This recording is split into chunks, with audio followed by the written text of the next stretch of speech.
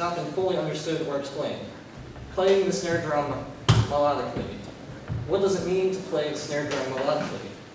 Is this just a way of asking a player to use more or less dynamics? Is this just a mimicry of playing rhythms from a melody like you see in examples 1A and 1B? Is this just a way of trying to attain the level of artistry of a more respected instrument, like the violin or piano? Of course, the answer to these questions is no. When I reflected on playing the snare drum melodically, I had a sense of what that meant, but never more than a sense. I did not fully understand why or how percussionists were able to play melodically when one of the main aspects of melody is pitch. We just do it, right? And when we talk about it, we all sort of know what we mean.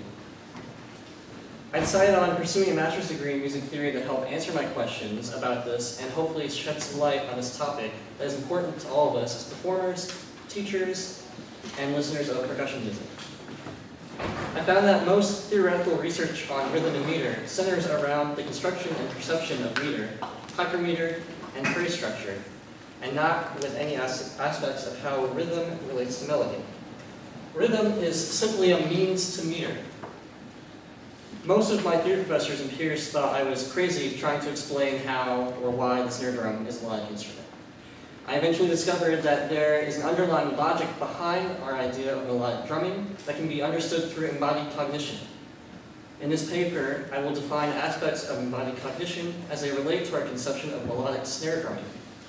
With this refinement of our pedagogy, we will be able to better understand our craft, find new applications for teaching and performing, give audiences more insight into our music, and compose more musically satisfying percussion music. I have some examples in case you want them.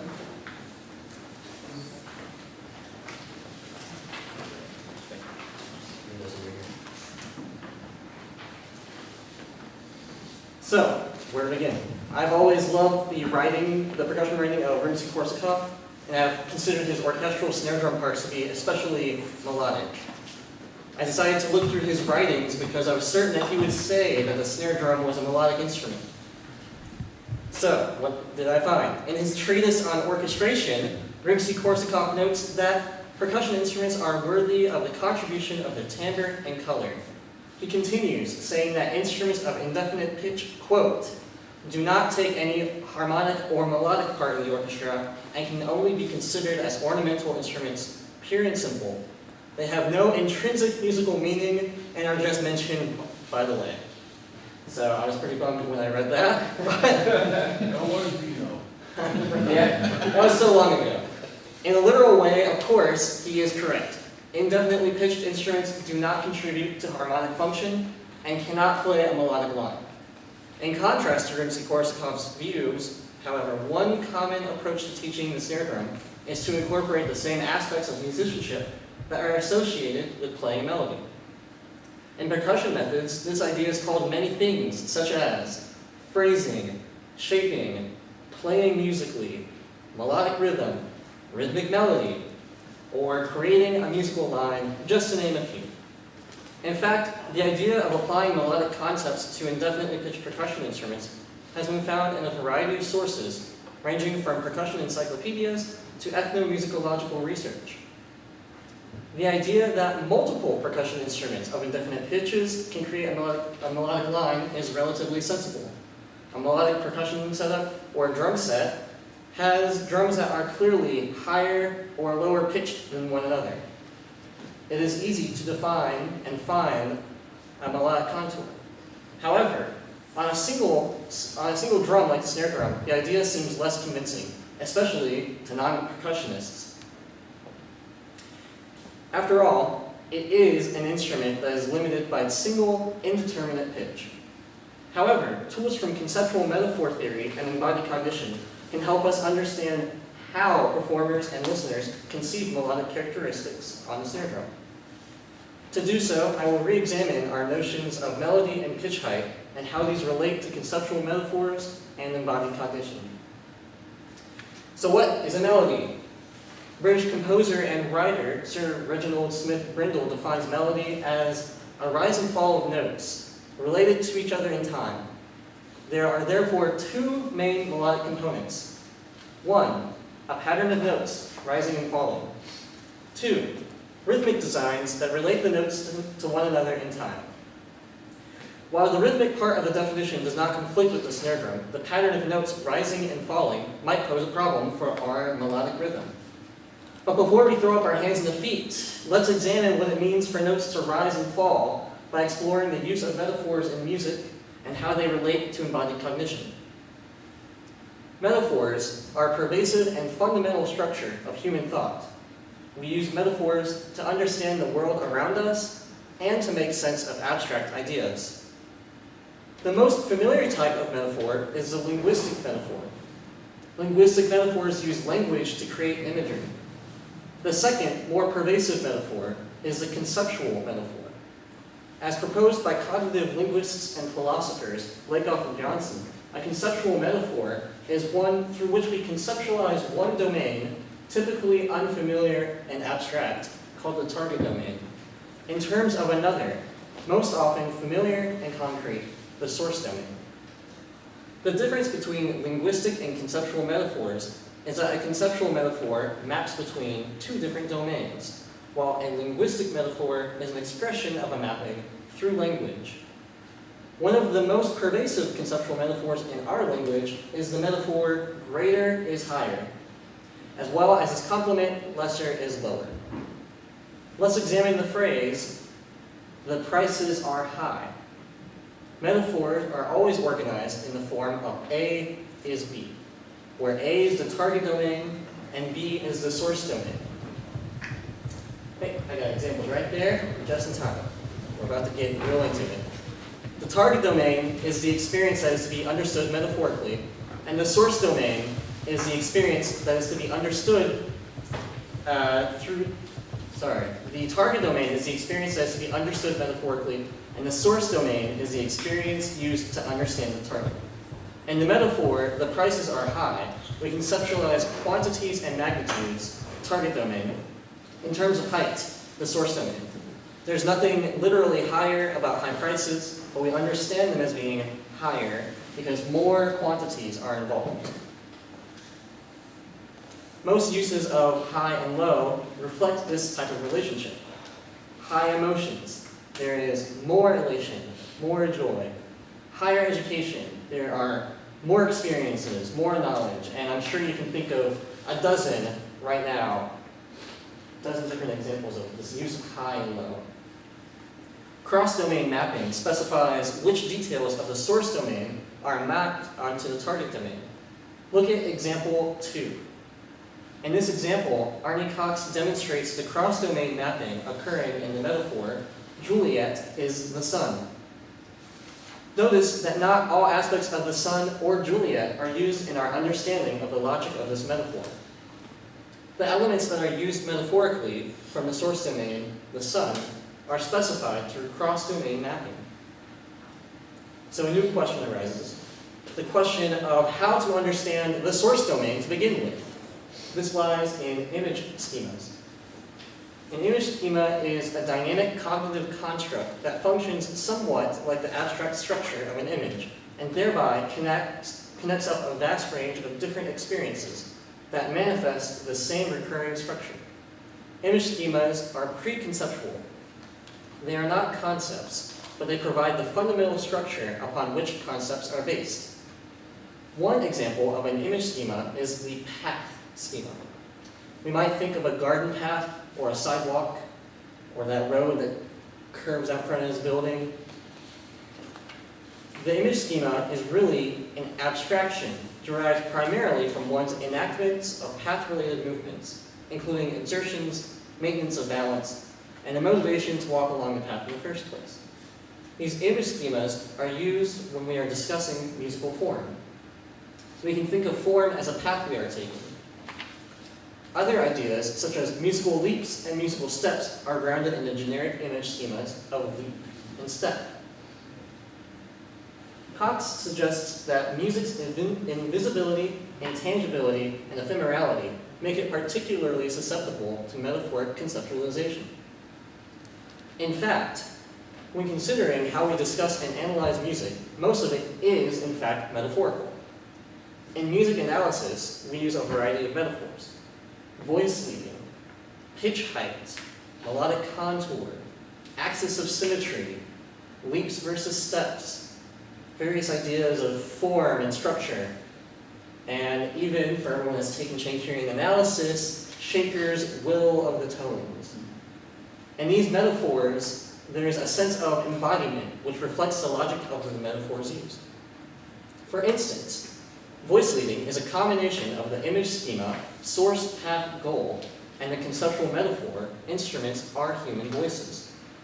The image schema of source, path, goal demonstrates embodiment through the experience of space, time, force, and motion.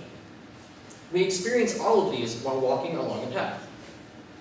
In music, we are experiencing these same features metaphorically through our embodiment. The embodied aspect of the metaphor, instruments are human voices, is reflected in the production of sounds using our vocal cords. When singing, we create a sound in time and space, and change our force to create the next note and the next note and the next until we reach the end. Instruments can easily be compared to the human voice because of the voice is able to imitate a wide variety of sounds in the same manner. In discussing balance around an axis of symmetry, we must first understand the sense of balance, which comes from our everyday experiences of walking and standing, as well as our sense of being off balance. When considering leaps and steps, there is a sense of exertion. To take a step requires less effort than a leap. Musical leaps are felt as being further away than musical steps, and often it takes more effort to produce a musical leap compared to a step. Much of our experience of music is grounded in conceptual metaphors, particularly those with a somatic, embodied valence. To understand melodic rhythm on the snare drum, we must examine the metaphor of pitch height. Different cultures describe relationships between pitches in a variety of manners. There is no universal metaphor for pitch relations. Greek, Balinese and Javanese, and Suya cultures describe their pitches as sharpness and heaviness, small and large, young and old, respectively. Stephen Feld's research on the music of the Kaluli people of Papua New Guinea has shown that this culture describes melodic intervals with the same terms that they use to describe waterfalls. Western culture describes notes, of course, as being high or low. But what makes a note high or low? What gives us the sense that a melody ascends or descends? While vibrational frequency has a basis in the physics of acoustics, the idea of pitch height is not real. It is a culturally constructed metaphor. Now, while the experience of it may seem very real, it is simply an abstract idea about music. However, this is not to deny that it does have a very real effect on how we listen to and interpret and interact with music. When we look at a musical score, there is a visual representation of notes that appear vertically higher or lower as compared to one another. But why was it decided to notate music on a staff that has a vertical aspect to it? The reason lies in our embodied sense of listening and creating these sounds. And of course, the first notated music was used for singing, so our question shifts slightly to what is high about singing a high note.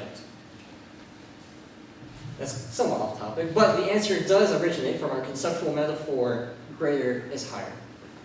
In his book, Music and Embodied Cognition, Listening, Moving, Feeling, and Thinking, Arnie Cox identifies 10 sources that are used to metaphorically explain pitch height. Some of them stem from literal height, while others work through the greater is higher metaphor. The 10 sources he identifies are frequencies of pitches, staff notation, head, voice, and chest voice, propagation, magnitude of exertion, magnitude of sense of effort, which is the feeling that attends a human given exertion, loudness, timbral intensity, emotional states, and correlation of frequency and elevation. For our examination of melodic rhythm, we will be focusing our attention on the loudness, timbral intensity, magnitude of exertion, magnitude of sense of effort, and staff notation domains of the pitch height metaphor. The movements of playing the snare drum correlate in literal and metaphorical ways that can be mapped onto a melodic contour. Based on the metaphor, greater is higher, when an element from a source domain increases, there is a sense of greater pitch height on the snare drum. For instance, when playing crescendo, there is an increase in loudness. This can map itself directly onto a rising contour. However, there is more than just a metaphorical sense of contour. In order to execute crescendo, the performer must continue to increase the distance between the tip of the stick and the drum head, as can be seen in example 3, and as you all know because you practice the snare drum. The range of motion from the arm increases. There is a literal increase in height when playing louder. Additionally, there's also an increase in exertion and sense of effort to increase that accompanies this increase in stick height. In order to play loudly, more energy is needed. But more than just height is affected. To play in time, when the distance between the stick and the drum is increased, the player must use a faster velocity in the stroke. This additional sense of increase is just another aspect that ties into melodic contour on the snare drum. The physical increase in stick height, more volume, greater exertion and effort, and the increased velocity of stroke all give the player the potential to metaphorically map an ascending melodic contour during crescendo. The opposite also holds true. If there's a decrescendo, there's a sense of descent. There is a decrease in stick height, less volume, less exertion and effort. There is one more aspect of playing the snare drum that hasn't been addressed: stick placement. One can play loudly on any part of the drum and it will be loud. One can also play softly on any part of the snare drum and it will be soft. Depending on where the stick is placed on the head, there may be more or less timbral intensity. Playing directly over the snares closer to the center of the head produces more response to the snares, and thus more intensity as compared to playing at the edge of the drum, which produces a more diffuse, less intense sound. While one can play a variety of dynamics in one spot on the drum, it is common for players to adjust their playing area to generate different timbral responses. In general, softer playing is played to the edge of the drum, while louder playing is played closer to the center. This change in timbral intensity contributes to our sense of a source being greater or lesser, and thus also contributes to our sense of a melodic contour. All of these aspects of the snare drum performance contribute to a literal and metaphorical sense of melodic contour. Turn now to example 4. This is the opening phrase of Etude 1 from Portraits in Rhythm, composed by Anthony Cerrone. In this example, we see a decrescendo from fortissimo to mezzo forte, and crescendo back to fortissimo. In order to execute the decrescendo and crescendo, the player must gradually play softer, using less effort and velocity, and gradually increase the loudness, exertion, and effort. This gives a sense of literal descent and ascent from the stick height, as well as metaphorical melodic contour through the lesser is lower and greater is higher metaphor. In measures 3, 4, and 8, we see accents. While there is no dynamic change in these measures, having an accent still gives these two measures a contour. Because of the increased exertion, effort, and stroke velocity needed to produce the accent, the accented notes can be thought of as being higher than the surrounding unaccented notes. 8 years after writing his seminal book of etudes, Portraits in Rhythm, Cerrone created a compendium called Portraits in Melody. This book takes all of the original snare drum etudes from Portraits in Rhythm and gives them melody to be played on a keyboard percussion instrument. All of the dynamics, articulations, and rhythms are preserved, but are now transferred from an indefinitely pitched instrument to an instrument capable of producing many different pitches. Following the process of translation in these etudes reveals a great deal about our understanding of the snare drum and our notion that we can metaphorically map melodies through our embodiment. Example 5 is the opening phrase of Etude 1 from Portraits in Melody. Interestingly enough, the melodic line that he composed matches exactly with the melodic contour we established through the greater is higher metaphor. As the stick height, velocity, exertion, and sense of effort decrease, so too does the pitch height. The accented notes in measures 3 and 4 are higher than the previous unaccented notes in melody. As the phrase crescendos to the end, the melodic contour also rises, matching the literal stick height that is needed to crescendo on the snare drum. Now remember, these are metaphorical melodic contours. So far, we have discussed mapping greater stick height, sense of exertion and effort, and velocity onto an imaginary pitch that is higher compared to a moment of lower stick height, exertion, etc. Generally, this seems to be the trend, especially when compared to a pitched realization throughout portraits and melody. However, if we look at the next phrase of the etude, we see a change. In examples 6 and 7, measures 9 and 10 of each version of etude 1 are reproduced. The original snare music is pianissimo. There is little exertion, little sense of effort, and a short distance from the stick to the drum head. When looking at Cerrone's melodic realization of this phrase, instead of a low pitch to match the embodiment of the execution, he writes a high pitch. So my question was why? Turns out there are, again, literal as well as metaphorical reasons for this. Literally, when playing the drum at the edge, higher overtones of the drum are emphasized.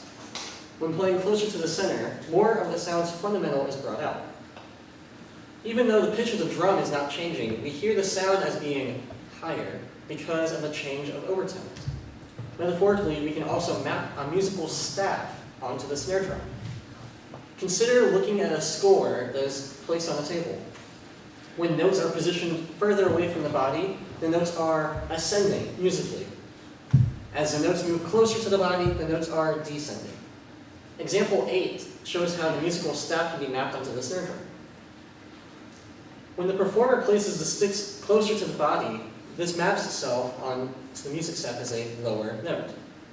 When the sticks are positioned further away from the body, this maps itself onto a higher note.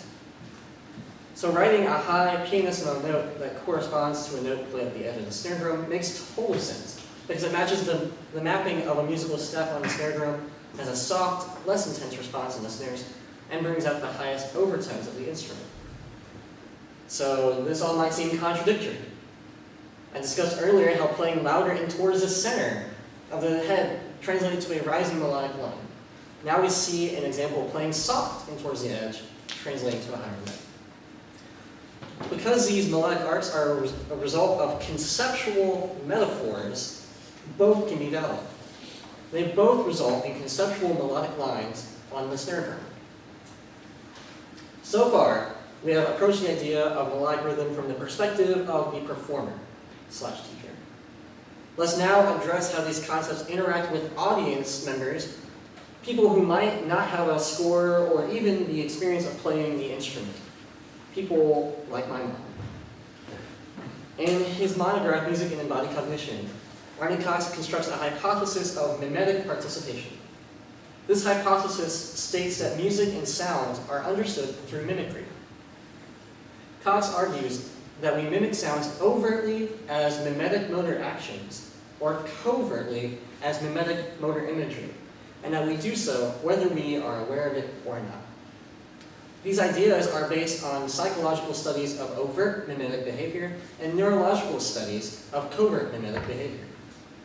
At the time of the book's publication in 2016, the hypothesis had yet to be tested, but recent scientific studies reveal support for this hypothesis. A 2018 study led by Zach Walmart found that there is a neurological connection between timbre and motor resonance, providing support for Cox's hypothesis. I argue that we can also use this hypothesis of mimetic participation to understand the snare drum as a melodic instrument. Mimetic motor action and mimetic motor imagery are bodily representations of observed actions. Mimetic motor actions include any overt action in imitation of something. For instance, a student might mimic a teacher during a music lesson. Sure, we've all done that. Mimetic motor imagery includes brain activity that deals with an imitative action. whether it is conscious or not. This includes a student mentally mimicking a teacher. Mimetic responses vary based on whether we see or just hear a sound being produced. Our mimetic response will also vary based on our prior experience with the sound. For instance, if we see a drum being struck, we recognize the movements that made the sound. We recognize the association of a human motor action and the sound of the drum being struck. Now we have some understanding of what it takes to create that sound. So take a moment, close your eyes. You have to close your eyes, Brad. You open your eyes, and what sound was that? Clapping, right? How did you know your eyes were closed? Right? We understand actions and sounds through mimicry overtly or covertly, and the motor action and the sound that accompanies it are paired together in our memories. And when we interact with these sounds, when we hear them, we understand them through this paired memory, even if we didn't see it, and even if we aren't overtly mimicking the sound and how it was created. If we are watching or listening to a performance of a snare drum etude, according to Cox's hypothesis, we are consciously or unconsciously mimicking the performer. That would include the feeling of playing higher and louder, lower and softer. If I were a first-time listener, I would begin to associate the amount of sense of effort and exertion with the degree of loudness. I would see the different stick heights and placement on the drum head and how these all affected the sound. I could hear the difference in overtones when played in the middle of the drum and when the drum is being played at the edge. I would be mimicking the motions and feeling the difference in arm and stick height. If I had prior experience playing the instrument, I would have a greater understanding of the action used to produce the sound. If I played the specific piece, I would possibly have this sense of mimicry to a greater or more precise extent. By mimicking these motions and sounds overtly and covertly, we understand the sounds being created by the performer. If we are moving or imagining moving and associating these with the changes in sound, we as listeners can also map a metaphorical melodic contour onto the music, in the same way that we have explored from the performer's point of view. By neurologically mimicking the rise and fall of the arms and sticks, the changes in exertion, effort, and velocity, all paired with stick placement and timbral intensity, audience members, too, can experience the same metaphorical dynamics that produce our sense of melodic contour. With these ideas in mind, let's go ahead and watch a short video of someone that I'm sure you all know, and I've seen probably this exact video, Rob Knopper performing Etude 1 by Jacques Delacluse.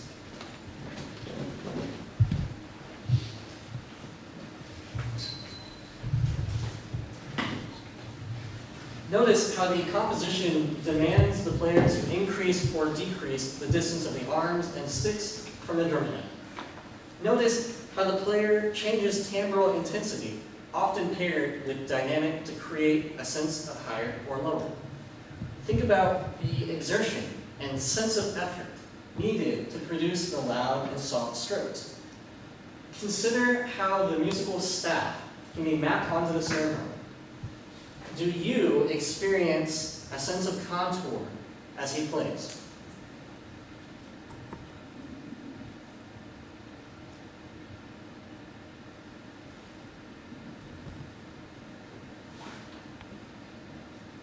Oh, that's not good.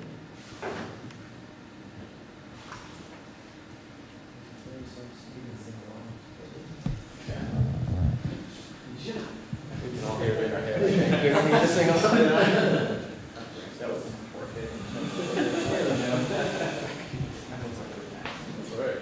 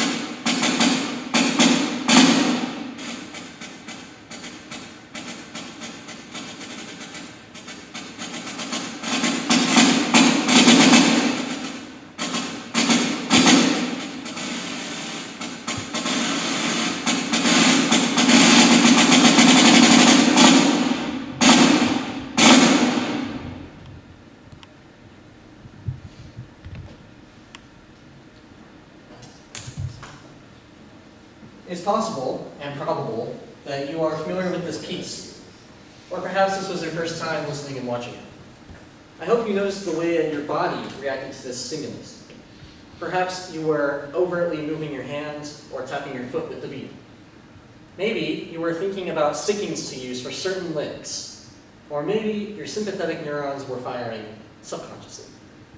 What I hope you noticed was the melodic contour, the rise and fall of this wonderful and beautiful etude for snare drum. There is a reason that the etudes of Pedagogy are requested so often in auditions. It is because they are technically demanding, but they are also musically satisfying because we experience them through the same conceptual embodied metaphorical system that produces our experience of melody. The idea of melodic rhythm is not new. It has been used to approach the snare drum in musical ways in many pedagogical texts. However, what these texts miss is why and how this is possible. Approaching the idea through conceptual metaphors that are grounded in our bodily experience gives us a way to discuss and analyze music for the snare drum, or any indeterminately single-pitched instrument for that matter. It gives musicians another tool to make musical interpretations and artistic choices. For instructors, these ideas can be applied in a variety of ways. For instance, an assignment could be given to students to write melodies based off of their current snare drum etude or solo. Students could be asked to write piano accompaniments to their etudes or solos. Perhaps students could be asked to collaborate with dancers to create a choreography that reflects the melodic contour of the snare drum music. Or maybe students could just dance themselves. Who knows? I'm sure that in the following discussion we'll think of a myriad of ways to apply these concepts. With this insight into embodied cognition in the snare drum, there are now new questions that need to be addressed. For instance, what is the role of form and motivic construction in relation to each other in snare drum music? Can traditional forms be used to analyze this music since there's no harmonic function? Are there rhythmic schemas that correlate with formal procedures? Is there a way to apply techniques from semiotics, persona theory, or musical narrative theory to find musical meaning in the snare drum, contrary to what Korsakoff thought? These exciting new questions open up a world of research opportunities and potentials for researchers, teachers, performers. Understanding the snare drum as capable of producing a melody can give composers a new take on the instrument previously considered only for its timbre and contribution of color. Performers now also have a new way of giving audiences familiar and unfamiliar with this type of music new listening strategies to understand and appreciate these wonderful works of art. Thank you.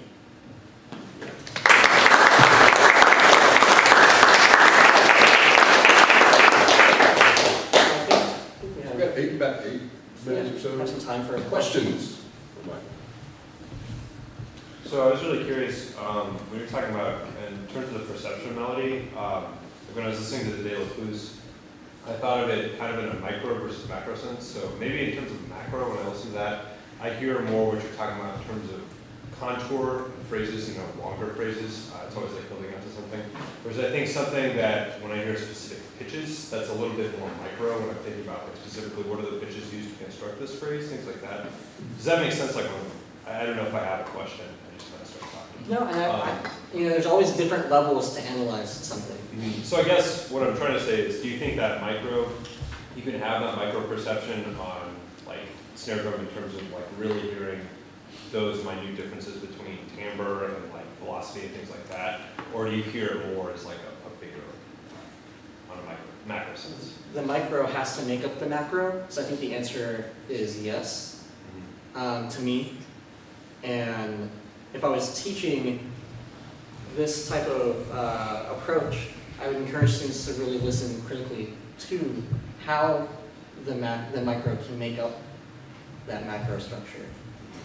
I mean, sure, it might not be as obvious as when you hear ba-da-da-da-da-da-da, on snare, it's not, I don't think it's going to be as exact, but remember that these are all metaphors, and that there isn't an exactness to it, which is why we can have that contradiction of pitch height, like we see in the two different the surround examples.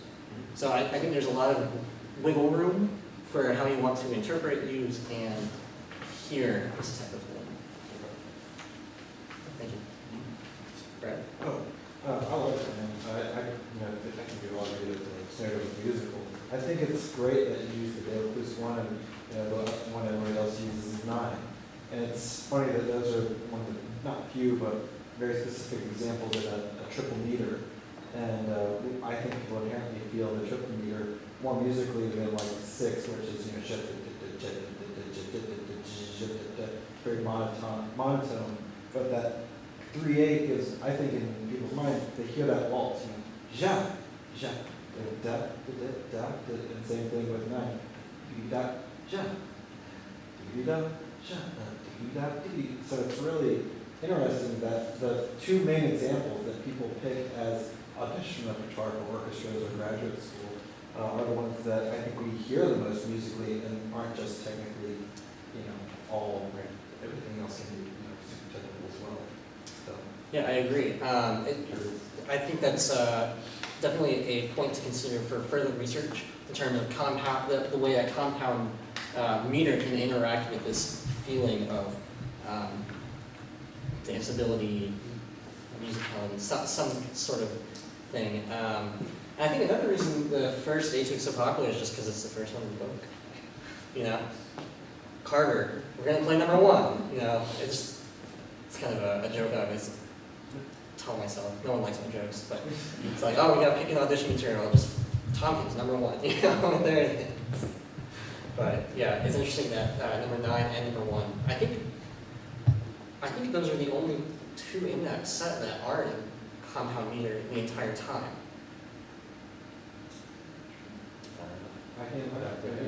Because others are in asymmetrical meter, the 5/8. Oh yeah, I thought there was 5/8. So yeah, I think those are the only 2 that are strictly in those compound meters. So it's also kind of an interesting point. Have you spoke to Saron about this? No, I haven't. You should definitely contact him and talk to him about it. Because, he wrote, the story of the portraits and how they were written? The original snare drum ones? Yeah. No. So they were all written for Modern Drummer, and they came out every month while he was still a student at Juilliard. Interesting. And he wanted to get away from these super technical pieces, and he wanted them to be logical progression and all about music. So when you talk to him about it, he talks about the form and analysis of the piece. He talks about the markings that he uses, and he wanted it to be very musical. And it'd be interesting to kind of get his take on it too, because he's very approachable and. Yeah, some of his etudes are ones that I was thinking of when I was coming up with these, what's next type of questions, especially the interaction of form and snare drum music, because he has these dance pieces in the book, and most often the dance suites are binary, but that's based off of harmonically they're binary. So I want to kind of explore what would be tonic in snare drum land. What does that mean, and what are the implications of that when we compose a sonata, a true sonata? Tony, if you ever have the opportunity to, one of the greatest lessons I had with him was I prepared the first 5 etudes for him and just took him in and said, okay.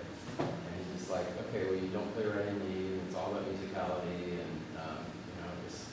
Wait, you some not play right now? Yeah. Oh? Yeah, it's all about musicality. Now, it depends on the context you're playing it in. If you're playing for an audition, yeah, you may want to play right-hand lead, but his whole thing was about playing music on a single surface. And making it musical and knowing about the styles and all that. So, but I would definitely, Tony's a great guy. He would totally be into this. If you can go there or do a Skype call with him, it'd be interesting to. I'll definitely do that. Yeah, someone asked me, because I gave a similar presentation at the beginning of April, a different version of this paper. Someone asked me, oh, well, maybe he intended that way. And I think there is no dealing with intent, especially coming from the music theory world. We don't deal with composer intent. We deal with what's on the page. And what's on the page to me, there's too much of it to be a coincidence as terms of how it correlates to this potential mapping. So I guess I could ask him if I ever, what was this your intent? But of course, that's a very, yeah, it opens up a whole can of worms in music theory land. And part of that's just, I mean, you're just kind of dipping your toe with this talk with regard to metaphor theory and embodied cognition.